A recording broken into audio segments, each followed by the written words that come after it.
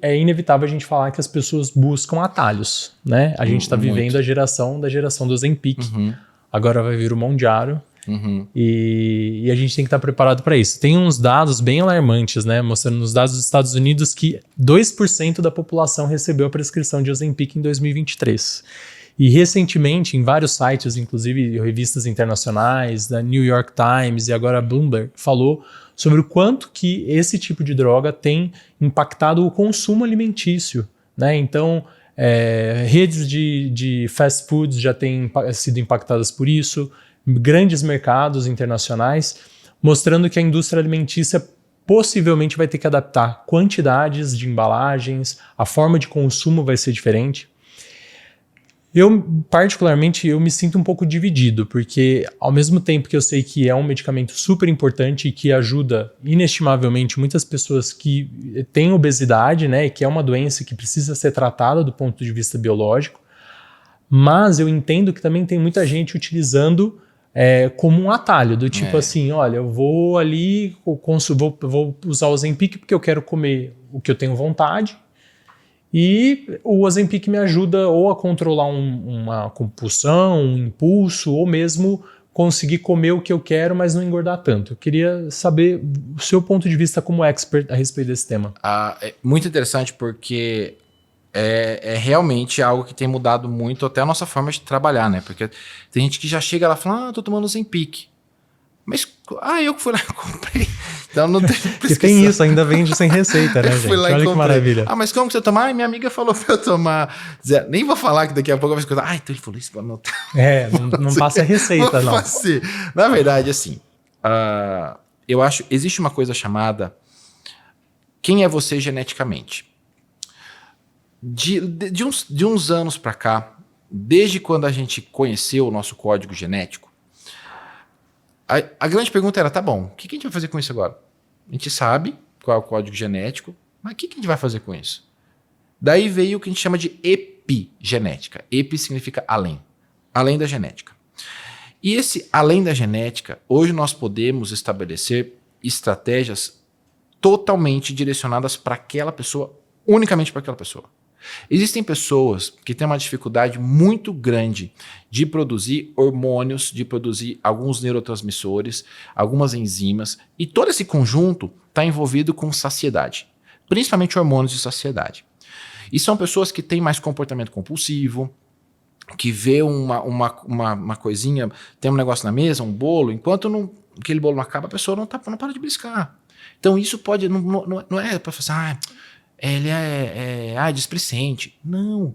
Pode ser que tenha um fator genético ali muito importante que não está sendo controlado. A gente às vezes julga muito, né? Pessoa muito compulsiva, come demais. Calma, presta atenção, escuta o que aquela pessoa tem para falar daquele comportamento, que dali vai ser coisa boa. Então, o que acontece é, quem é você geneticamente? Existem pacientes, vou dar um exemplo aqui, tá?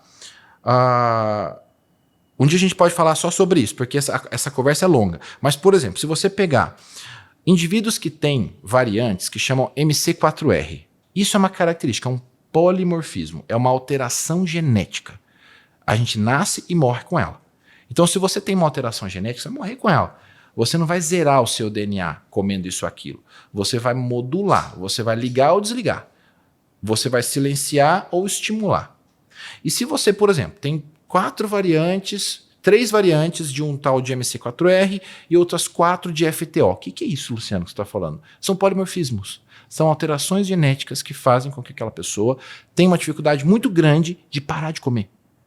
Aquele comedor noturno tem uma variante chamada PPR-gama. E se ela tem alelo CC, qual que é alelo CC? Herdou do pai ou da mãe? Então, se herdou do pai ou da mãe, aquele alelo dá 8 horas da noite, 8h30, 9 horas, já jantou e tá lá, abrindo a geladeira, procurando coisa, abre o armário, tem vontade de comer uma bolachinha, queria só um docinho, aí come um docinho, mas tem vontade de comer uma coisa salgada, nossa, vai vontade de comer uma coisa, aí naquela coisa vai virando uma, quando vê já quase 5 refeições ali. E é uma característica individual. Aí você vai me perguntar, Luciano, tem como controlar isso? Tem. Hoje, a gente conhece estratégias de modulação genética que fazem com que esses genes que prejudicam, que deixa a pessoa mais ansiosa, mais exciting para comer, aquela coisa doida, ela vai ter um benefício incrível de certas estratégias, como, por exemplo, jantar cedo.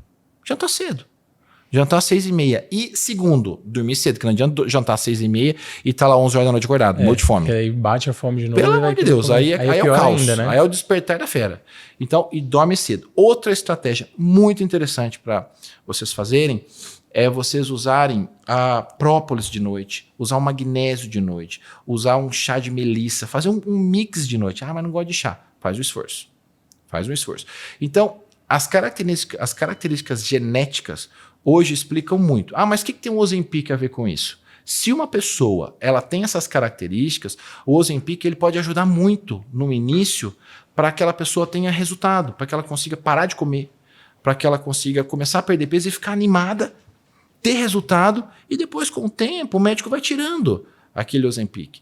Então, ele é uma ferramenta muito importante para certas pessoas. Mas tem indivíduos que não tem nada disso e que não precisa, que não precisaria, que teria um resultado excelente usando alguns fitoterápicos, ou então, por exemplo, usando uma metformina, que teriam resultados incríveis.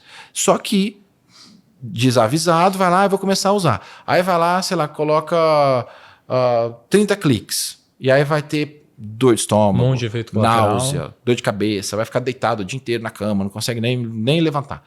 Errou a dose. Provavelmente você não precisava daquilo, ou não precisava daquela dose. Então, tudo é uma questão de quem é esse indivíduo. Toda vez que a gente atende um paciente que usa, ou que quer usar, ou que a gente tem um atendimento interdisciplinar na clínica. Então, o meu atendimento, sempre ou a médica ou eu, o nosso paciente é sempre em conjunto. Porque a gente monta as estratégias todos juntos. E quando a gente percebe que existe isso, a primeira coisa que a gente pega é o teste genético. Peraí, deixa eu ver quem é você nisso aqui. E aí, com essas informações genéticas, a gente consegue tirar muitas conclusões. Usar, não usar, justificar para o paciente porque para ele não é importante usar. Porque como é que você vai justificar para alguém que quer usar que não? Só porque você acha? Então você vai lá e você mostra. Ó, tem evidência, isso aqui, né? Exatamente, essa é a palavra. Evidência. Para você não é bom, por isso, por aquilo. Acabou, nem fala mais nada. E eu acho que a mensagem principal que a gente deixa é que esses medicamentos são medicamentos que, obviamente, foram muito pesquisados, então eles têm eficácia, segurança comprovada, mas como todo medicamento, se parar na mão errada, na dose errada, e se não tiver supervisão de profissionais da saúde, né, a gente vai ter um grande prejuízo e aí realmente pode trazer malefícios para as pessoas. Então Exatamente. É procurar um profissional, ter um acompanhamento médico, nutricionista, todos esse acompanhamento multidisciplinar para que tenha bons resultados, seja com esse tipo de medicamento ou seja com um tratamento não medicamentoso, que também é uma ótima opção, né? Exatamente. E tem muita coisa para fazer. Sabe, se você, por exemplo, você quer buscar uma dieta cetogênica, você quer buscar uma perda de peso, você quer entender seu metabolismo, começa a fazer alguns passos. Começa a fazer uma low carb. Aí na low carb, fez 1, 2, 3 semanas, gostou, já começa a colocar 2 dias de jejum. Vai fazendo. Depois gostou, tá dando resultado, começa a colocar uma cetogênica. Deu certo. Coloca mais 2 dias de jejum na cetogênica. Vai fazendo estratégias em ciclos. Essas estratégias em ciclos, elas vão trazer resultado. Para todo mundo? E perene. Depende, muito boa pergunta. Em ciclos para todo mundo. Só que a gente vai achar qual a estratégia do ciclo vai ser melhor para aquela pessoa. Porque tem gente que cetogênica não dá certo. Se tem gente que low carb não dá certo. Tem gente que você não pode tirar carboidrato, você não emagrece. Porque às vezes você tira o carboidrato, você vai ter dificuldade de controlar a compulsão, ansiedade, vigor. Então, depende muito. De novo, a genética ajuda muito nisso. Então, a gente não pode falar assim, cetogênica é a melhor estratégia. Não é verdade. Ou low carb é a melhor estratégia. Não é verdade. Por isso que eu falei para vocês fazerem os ciclos. Porque vocês vão fazendo low carb, cetogênica, jejum, faz uma estratégia plant-based, só com fonte vegetal, vai entendendo o que o seu corpo precisa. Porque, por exemplo, existem pessoas que têm uma característica, que têm um DNA ancestral caçador. Quem tem o DNA ancestral caçador é aquela pessoa que quando come feijão, lentilha, grão de bico, muita folha, salada, de noite, por exemplo, tem muita distensão abdominal, muito desconforto, gases. Quando come alguma coisa que tem algum poliol, algum xilitol, morre de gases. E são pessoas que não podem fazer um monte de refeição ao longo do dia, que tem um risco maior de resistência à insulina. Então, quem tem o DNA caçador, por exemplo, ele se dá muito bem com cetogênica e poucas refeições. Se dá bem com carnes, então. Bem com carne. No caso do Ian, se o Ian Exatamente estivesse aqui, ele ia falar que ele era o caçador. Caçador. Hoje que gosta de carne. Então, eu te dedico, Ian. Provavelmente você é DNA caçador ancestral. E aí, quando a gente vê seu teste genético, eu vou te ajudar a justificar aquele pedação de picanha do seu prato. E quais outros DNAs que a gente tem? Tem o caçador, o caçador e o coletor. Coletor. Só tem essas duas opções. O caçador e o coletor. E aí tem uma tendência ali. Desculpa, o caçador e o agricultor. Tá. Então você tem o caçador-coletor e o agricultor. O agricultor já é aquela pessoa que tem uma tolerância melhor para folhas verdes de noite. Por que eu falo folha de noite? Porque imagina o caçador. O caçador, ele tem. Que hora que ele caça? De noite. Que hora que bicho sai? Na floresta, que hora que bicho sai? De noite. Então a caça é noturna. Então a noite não foi feita para comer para um caçador. Não se come de noite. E o que acontece? Essa herança, então tem alguns polimorfismos específicos desses, fazem com que a digestão seja mais prejudicada para certas coisas, inclusive folhas. Falam, mas salada é tão bom. A gente vai usar salada sim, um caçador vai usar salada, mas só que no almoço. Quando você tem aquele fogo metabólico, que você tem mais enzima, porque tem muita diferença. A gente não pode jamais, guarda isso, jamais comer a mesma quantidade do almoço no jantar. Ninguém. Sério, Luciano? Ninguém tem que comer a mesma quantidade, porque metabolicamente nós somos muito diferentes. No almoço, de 11 a 1 hora da tarde, você está preparado para digerir um monte de coisa. Sua secreção enzimática. Mais lento, não, né? porque no jantar, a gente é animal de ciclo de 12 horas de claro e escuro. A gente nasceu para comer de dia. Depois, quando chega a noite, para produzir melatonina, para produzir o GABA, que é o do relaxamento, né, o neurotransmissor do relaxamento, a gente não pode comer muita coisa, porque senão o corpo vai entender, opa, a prioridade não é produzir melatonina, a prioridade é digerir o que está aqui. E a pessoa não vai dormir. Você deu um comando, não vou dormir. E aí o que acontece? Você não vai dormir. Você fica brigando com aquilo. Fica brigando, né? Ou tem um sono que você fica acordando, ou você fica muito agitado, ou demora para pegar no sono. E aí se você não dorme, você não perde peso, você não ganha massa, você não vai passar aquela dor que você tem insuportável. Então é muito importante a gente lembrar disso. E o DNA caçador, ele tem uma característica para menos refeições.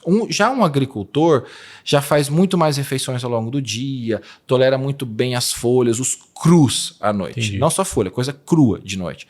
Tolera muito bem